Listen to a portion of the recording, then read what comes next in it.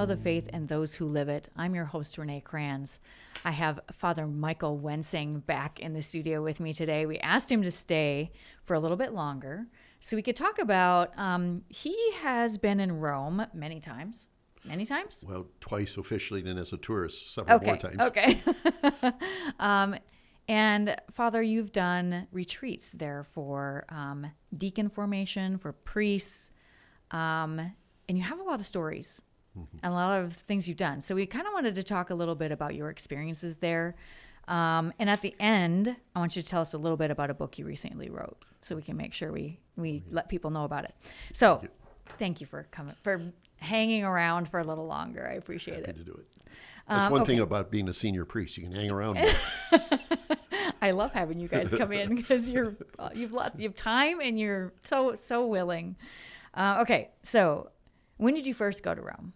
Well, in 1983, I was actually 82 and 83 was my first year in Rome. And were you ordained yet?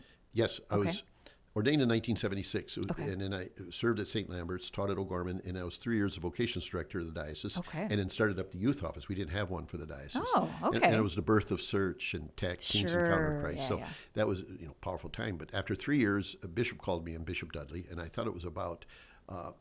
I told him, let's talk after 3 years, because I said, I'm a parish priest, and all this road time as a vocations director, well, I learned to enjoy it. I didn't think I would as much, but I must have visited over 100 parishes. Oh, wow. So it was a lot of road time trying to recruit vocations, and we did have good numbers that were coming into the seminary. So he called me, and I thought, it's going to be, but try to talk me into another 3 years. And it was just the opposite. He said, the rector of the seminary said when you graduated from St. Paul's Seminary, that if I was ever to send any of the graduates away, you should be one of them for other study. And he said, I'm going to start up the permanent deacon program pretty soon. He hadn't started it yet. And he said, and at that time he had a certificate of ministry too. It was educational and for other needs. He says, I just think, and he said, I'll give you two choices. He said, you don't have a choice where you go. It's going to be Rome or nowhere else. And you're like, okay. And moral theology with stress and biomedical ethics, which we oftentimes, that agent has to work with peer and different things. And or scripture. Well, I jumped for scripture because when I got my MA, I couldn't get it in scripture because Father Jerome Quinn, a well-known author, scripture scholar, had heart attacks, and he wouldn't take any MA students on. So I had to do MA in the sacraments and took all the scripture I could from him. But I always felt that someday. So I said, and Bishop agreed. So he sent me over in 82, 83. But then Father Emming was at the Newman Center and resigned, and I think maybe tried the Abbey as a monk for a while, but then he ended up in Huron as a priest. Being a monk didn't work for him. Anyway, Newman Center was going to be empty, and the personnel board said, we got to get Wensing back from Rome. And so Bishop called, I said, well, Bishop, it's a 2-year program. I got 1 year done. I promise if you come back, as soon as we get it stable, we'll find somebody so you can get back and finish. So I get to the Newman Center, and I was there a year and a half, believe it or not. And I called him. I said, we had somebody. He had a priest that could substitute at that time between assignments. And he said, oh, yeah. He says, I knew this time was coming, and I did promise you, and I want you to get that degree. So fortunately, I had taken extra credits, and I was 6 credits ahead. Oh, nice. So their average is 12 credits, because they only have 2 credit courses instead of 3. So you take 6 courses, 2 credits each per semester. So I only have to take 6 more, 18 credits instead of 12. So that final semester, I did pull it off, so that I got my degree in 1985. And sure enough, he came back into the Newman Center, and taught at Mount Marty in the summer and scripture, and then I helped Bishop get the permanent deacon program. He had a committee of us priests, and then I was the scripture teacher. I don't know, the first 12, 15 years in the permanent deacon program. That was the scripture professor and all of that. I taught introductory courses to Old Testament and New Testament at the University of South Dakota. Like I did Mount Marty in the summertime. Then we started up a program called the Master of Arts in Pastoral Ministry. It was an online program. It was really good for the Catholic school teachers, religious education directors, DRE, and just those who are curious. They could get their MA, but it's a pastoral MA. It was Master of Arts. But you have to have someone who has a PhD or a license like I do to grant an MA degree, which I did. And Sister Nathalie did too, and then we had 2 other people. And so we usually have about 8 people a year. It was a small online program. Did that for almost 10 years. And then Sister Natalie was elected superior back in Michigan, and that's a change of assignment again. Then I got sent out to Mount St. Mary Seminary to be professor of Old and New Testament. So that's why that degree, and I think Bishop Dudley was thinking long range like that. And it was actually Bishop Carlson who sent me then out to Mount St. Mary's. Right. So okay, so when did you start doing retreats and so on in Rome? Well, when I was done with Brookings, my assignment after Rome was 6 years in Brookings, and then Bishop Swain called me in, and so the board of bishops, a number of them came to know me on the East Coast because of seminary teaching. Oh, sure, yep. And they wanted me to be on the staff, and I was put on the staff to be a part of the formation team, especially of deacons, transitional deacons. Then I was to head up the Institute of Continuing Theological Education for Priests. And I was given quite a bit of freedom of how to run this program. Yeah. We usually had, our capacity was about 30. So we had anywhere from, and those was all pre-COVID, so we had a full load, usually between 30 up to 34 priests from most of them from the United States, 90%, but 10% were from other English-speaking areas like New Zealand, Australia, England, Canada, because that was a basic requirement. So I was trying to make this a renewal experience, not just an education experience. It says continuing theological education, but I knew a lot of these priests came. It was not to be a St. Luke's Institute or a Fix-It program, so we weren't commissioned to do that, but I knew everybody needed renewal. Right. Spiritual and psychological, because priesthood is very pressing, especially in those middle years of when you're kind of at the CEO age, like our pastors are in the pastorates right now. And so I said, how can I do the renewal? So that's where my retreat part came in, where I would look at the whole program and say, what are my goals? How do we walk in prayer together? So, I would give some presentations on prayer, but I wanted them to share because many of them had their degrees too, and they were very good and gave retreats in places. And we had military chaplains who had been a lifetime as military chaplains, and they were powerful witnesses too. So I tried to incorporate them into witnesses along with me. I mentioned this to you before the program that every Thursday night we would sit in a huge circle. We got the biggest room I had, put all the easy chairs around, and you could call it a cocktail hour, a finger food hour, coffee break, whatever they wanted to do. But we're going to have an hour or more of sharing, and I would go around, and I would pick I call it a retreat topic, but speaking to God's grace. Where did you see God's grace surprising you in your priesthood? Some of you have been priests for 20 years, some 30 years, some of 40 years, are now on sabbatical. And then I also want to say where you were taken down in extreme trial. Sure. Kind of the dark night of the soul, maybe. Yeah. We're among friends, so we can share, almost like an AA group would. But so that was true. I found out after the first session I ever did that I could do this every Thursday.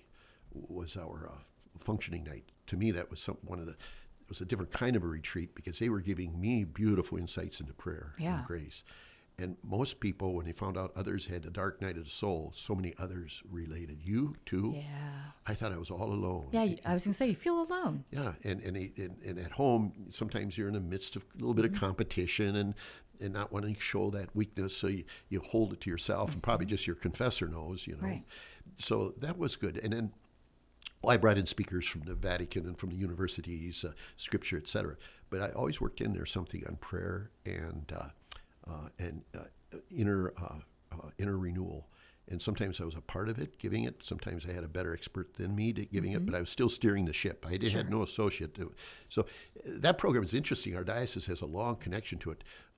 The late Monsignor Mohold started the program, and all these different directors, and here all of a sudden another Sioux Falls boy had his name right under there. So I had these priests, from all over. Can I give you a couple of surprise? Yes, of course, candidates? Please. Well, the second semester that I was there, so I started in the fall of 2008, and so I believe it would have been in the spring of 2009, if I remember the second class I had. I said, oh, good. There's a priest from Sioux Falls Diocese I know. He was Vicar General, pastor at St. Michael's, Father Charles Simple. Nobody knows Father Yeah. Simple. Come I on. said, and I said, well, nobody else from our diocese. How about from the region? Oh, I said to my secretary, I had to approve. They always brought the petition, and then I'd go over their file and everything. And he said, oh, here's a priest. I've heard of him, but I don't know him. But he's from St. Paul. He went to St. Paul Seminary like I did. Father Donald DeGrood. You ever hear of him? My secretary said, no. So he was there, and to tell you the truth, he was absorbing it all, but he was kind of quiet. Yeah. And so it shows that there is a certain introversion in him. So we had a good semester, as best I remember. Then I went on with other groups. Then I get back here. All of a sudden, we need a new bishop, and they announce it's going to be the bishop-elect is Father Donald DeGrood. So I text my secretary back there in Rome. I says, was it a good semester, or did he have a terrible time? Is he going to hate me?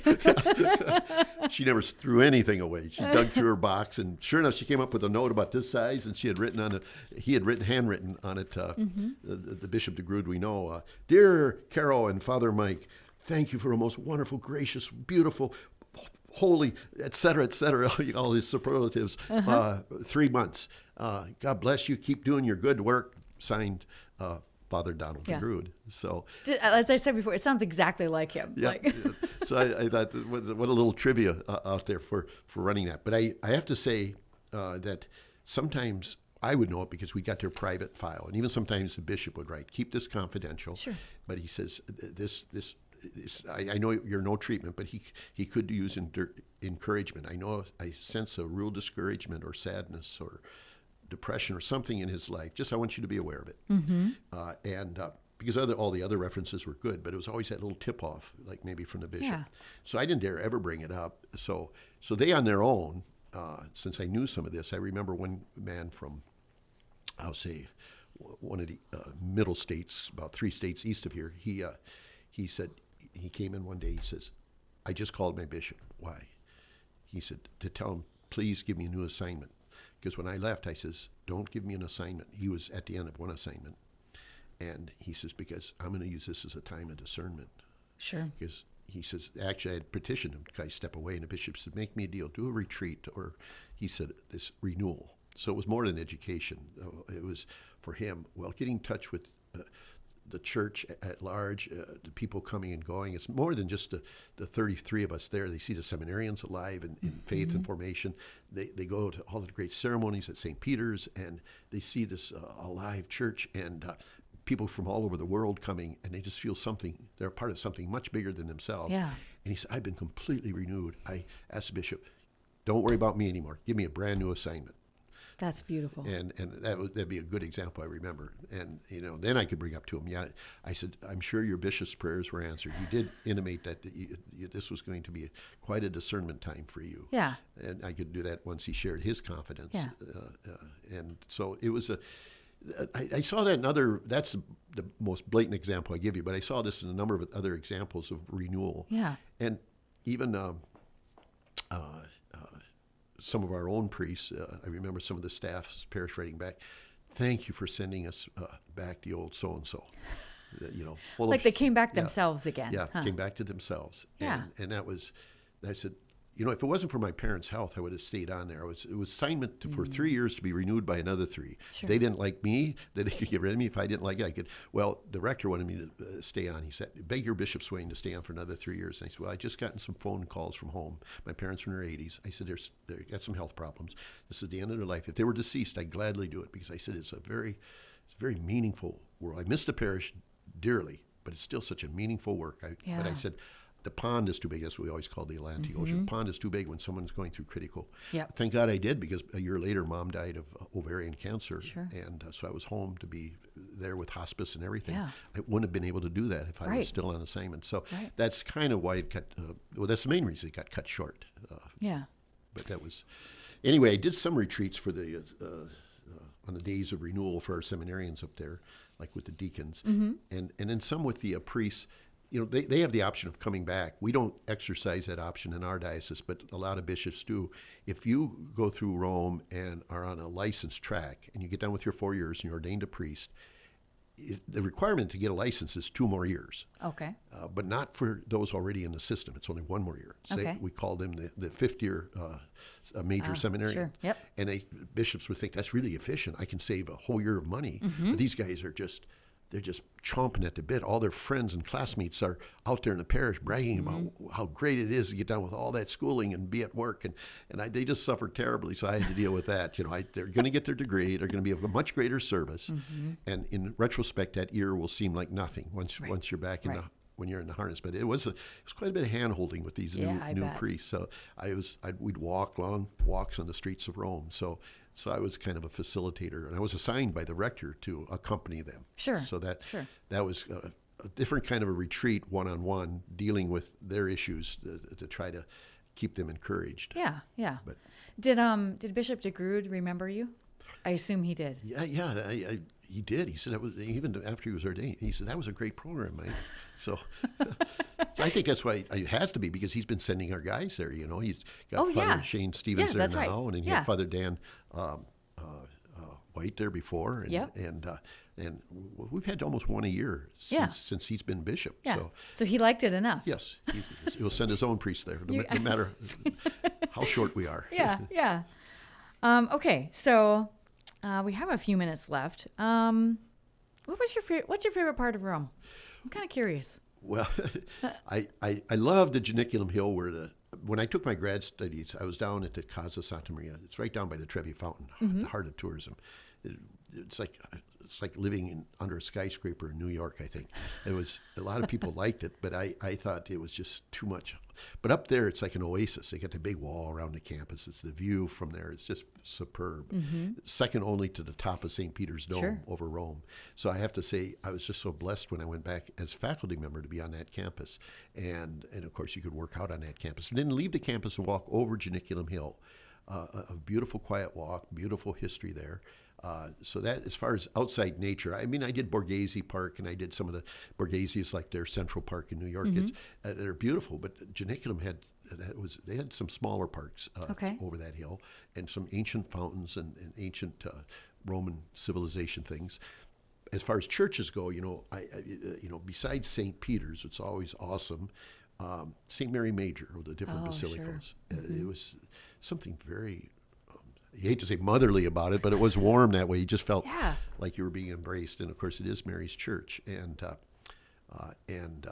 we always had the priest every semester. We'd have usually the cardinal protector of that church would say the mass. But I always looked forward to that. I mean, I like St. Paul outside the walls. I like St. John Lateran, those churches too. But Mary Major had a wonderful feel about it, as spiritual and welcoming, and one of the things they have there, they have it at the various basilicas, but it just seems more omnipresent there, is they have confessors every day in all the different languages. Wow! So pilgrims were able to go to confession there, or some of our seminarians and priests did too, and faculty could, and so it was off and on at St. Peter's, and. But it was always present at St. Mary Major. That was one of their apostolates. That was a beautiful thing. That's one we'll have to, if I ever get there, which I hope I do someday, I'll have to make sure I get there. Mary Major. Okay, we have a couple minutes. Will you tell us a little bit about the book you recently wrote, and then where people can find it? Okay, well, it's on Amazon.com under my name, Michael Wensing. You can look it up. There will be 3 or 4 books I've published, or you can do the title, Death and Afterlife in the Bible and the Traditions and the History of the Church. Okay. And Our Final Hope. Afterlife, Our Final Hope. And I capitalized word hope. I taught death and dying. First little course was an alternative when I was a young priest at O'Gorman. And then the head of the Department of Religion and Philosophy at USD asked me if I would develop a course on that. So then for 5 years, once a year, I taught death and dying. It's always a very popular class. I had upwards to 104, 106 students in that class, whereas my scripture class is 20, 25, Wow. But they were really into death and dying in those days in the university system. And then I ended up writing that earlier book on death and destiny of the Bible, but it was ecumenical. It didn't stop. It stopped at the end of the Bible. Sure. Found out that the early church fathers and in church history and papal teachings, there was a considerable development of our expectations of afterlife realities, and and then I wrote on it and some of the struggles that, is there grace enough that everybody eventually, even after a long purgatory, will be saved? It's like one of them went so far as to say, one theologian, he says, well, we have to believe there is a hell, but I don't think anybody's in there in the end. And I thought, well, that's the radical one side. Right. And then the other side was this, there's such a thing as a heaven, but only a few chosen ones get there, Well, that's too much like predestination. Right. But I do share the yin-yangs that the church has, fortunately, by the grace of God, has kept bringing those highs and lows down through the different transitions of the church, being really strict or really lax in terms of their the followers for that. So it was a joy to do it because I'm in retirement and I could spend a little time writing every day. Yeah. It's a chore. I mean, I give a couple hours and that's it. I got my chores done. Yeah. The dishes are done. I've written my piece and then go back at it tomorrow. But I had all this research I'd been collecting since I taught the courses, and I wanted to be able to give a good Catholic touch to it. Yeah. So that was one of those. I thought it was incomplete when I said I believe a lot more than's in my first book. So I wanted to be able to share that, so Death and the Afterlife. And then that's under my name on Amazon.com. So I'm sure if you look that up, people will find it. Yeah. I hope people will go out and look for it because I know I haven't had a chance to read it yet, but I know a couple of people. I think Dr. Bergwald has read it, hasn't he? Maybe I haven't quizzed him on it yet. Oh, you should. Yes. Well, a lot of people, and he might have. I've had it out in some of the churches, not all of them, but where I served at St. Lambert's and St. Michael's. There are only two I think I've put them out. But Betty at St. Michael's keeps calling me for six more. Oh, they keep coming in. 6 more. That's great. So there is a demand there. Awesome.